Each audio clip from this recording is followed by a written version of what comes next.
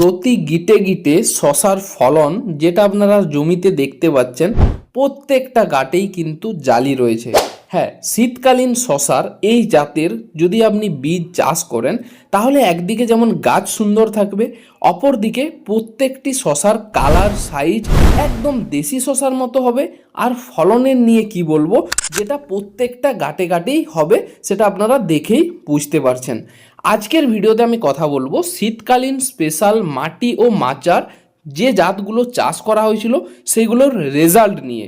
মানে যারা শীতকালে শশার চাষ করেছিল এবং বর্তমানে এখন ফল তুলছে, সেটার গাছের কোয়ালিটি কেমন রয়েছে, শশার কালার সাইজ কেমন হচ্ছে এবং কোন জাতেই বা চাষ করা ছিল, সমস্ত কিছুই জানাবো আজকের ভিডিওতে। ভিডিওটি দেখে আপনারা নিশ্চয়ই বুঝতে পারছেন এটা শীতের সময় চাষ করা হয়েছে এবং মাটিতে চাষ করা হয়েছে।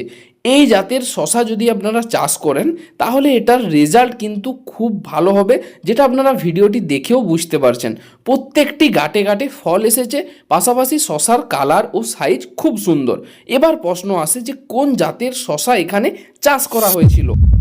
এই জমিতে 3 ধরনের শশার বীজ একসাথে চাষ করা হয়েছিল, যেটা ছিল দাসপুর সিড সেন্টারের সেঞ্চুরি, দাসপুর সিড সেন্টারের হুইল 777 এবং নন্দীকিসি পারফেক্ট হোয়াইট।